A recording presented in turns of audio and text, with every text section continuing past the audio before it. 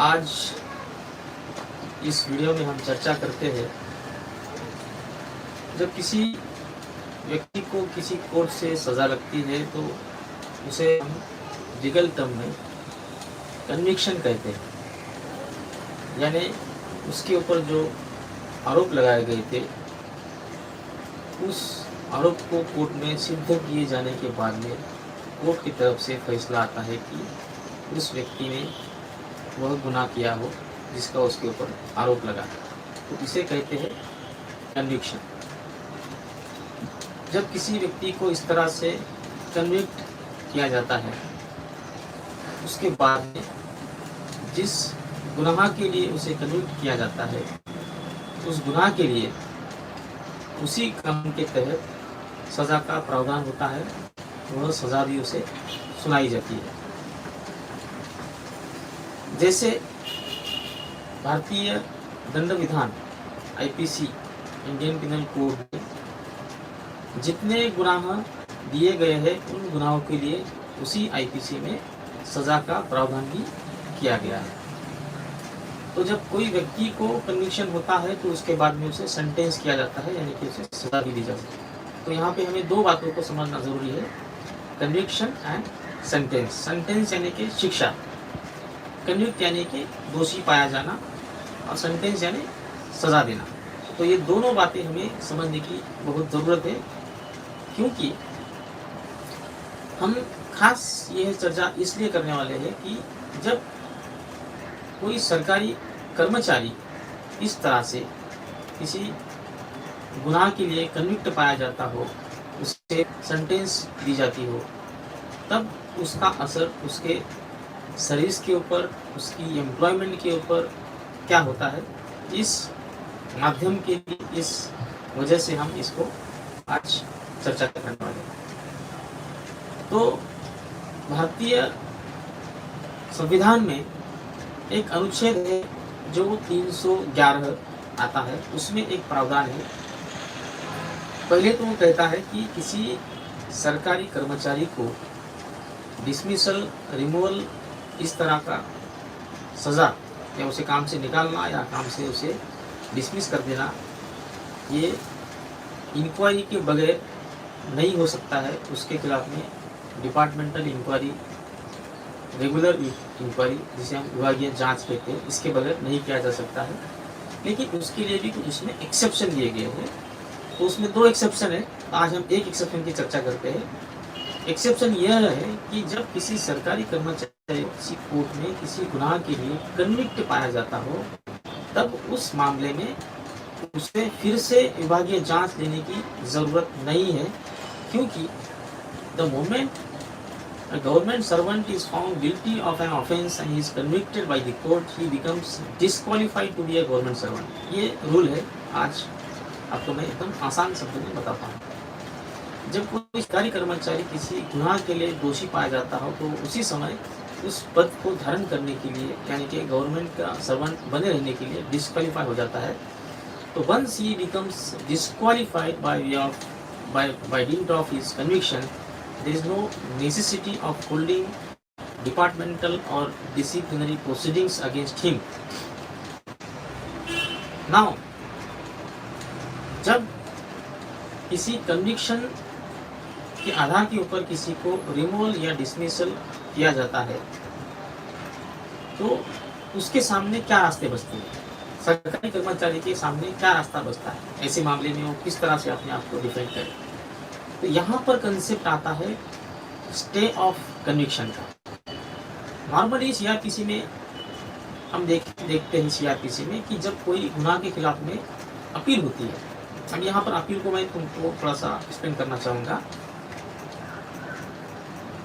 जो trial court से किसी को सज़ा लगती है, उस सज़ा के खिलाफ में, उस कन्विक्शन के खिलाफ में as a matter of right उसे ऊपरी अदालत में अपील दायर करने का उसका एक फंडामेंटल राइट जिसे कहा गया है वो होता है। तो फिर अपीलेट कोर्ट के पावर्स क्या होते हैं? तो अपीलेट कोर्ट उस पूरे के पूरे ट्रायल के दौरान जितने साक्षी, जितने गवाह, जितने एविडेंस पेश किए जाते हैं, उसे फिर से दोबारा री एग्जामिन करता है, री अप्राइज करता है, और ट्रायल कोर्ट का फैसला सही है या गलत है, वस्तुस्थिति के आधार पर क्या कानून को बराबर तरीके से इंटरप्रेट किया गया है, कानून को बराबर तरीके से लागू किया गया है, ये पूरा का पूरा एक तरीके से देखे जाए तो reappraisal, reexamination, reappreciation of entire evidence with regard to factual position as well as legal position किया जाता है। उसके बाद जब अपील का फैसला आता है तो अपीलेट कोर्ट उस फैसले को पूरा का पूरा बदल सकता है, उसको रिवर्स किया जा सकता है। यानी कि अगर कन्विक्शन का फैसला हो, जो अपील किया गया हो, उसे रिवर्स करके उस फैसले को अक्विटल में बदला जा सकता है। या किसी केस में जब ट्रायल कोर्ट में एक्विटल किया जाता हो तो उसके खिलाफ में जब स्टेट गवर्नमेंट या फिर कंप्लेनेंट अपील में जाते हैं तो अपीलेट कोर्ट उस एक्विटल के फैसले को बदलकर उसे कन्विक्शन में कन्वर्ट किया जा सकता है। ये अपीलेट कोर्ट के पावर होते हैं। तो नॉर्मली अपील कोर्ट में जब अपील दायर की जाती है तो ऐसा नहीं है कि 1 या 2 दिन में ही अपीलेट को फैसला सुना दे, और हमारे इंडिया में खास करके अपीलेट कोर्ट में सालों साल लग जाते हैं। कई मामलों में तो 10 साल 15 साल इस तरह के अपील्स कोर्ट में पेंडिंग होते हैं, because of huge pendency of the cases in the courts. The appellate court is not in position to decide the appeal speedily. जैसा कि हम कहते हैं speedy justice is a fundamental right, लेकिन practically हम देखा जाए तो it is only on the paper that speedy justice is a fundamental right. तो ऐसे समय में उस व्यक्ति को जिसका कन्विक्शन हुआ है उसके सामने क्या रेमेडी बचती है?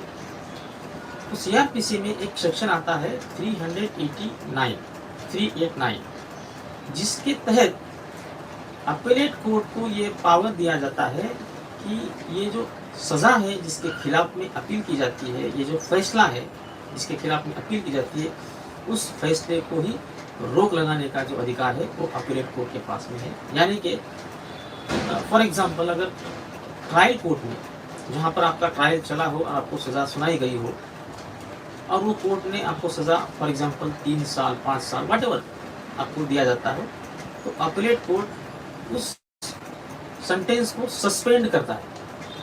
तो यहाँ पर क्या होता है, सेंटेंस का सस्पेंशन होता है। जब तक आपका अपील फाइनली डिसाइड नहीं होगा तब तक उस सजा को अबेंस में रखा जाता है, यानी कि दैट सेंटेंस इज सस्पेंडेड।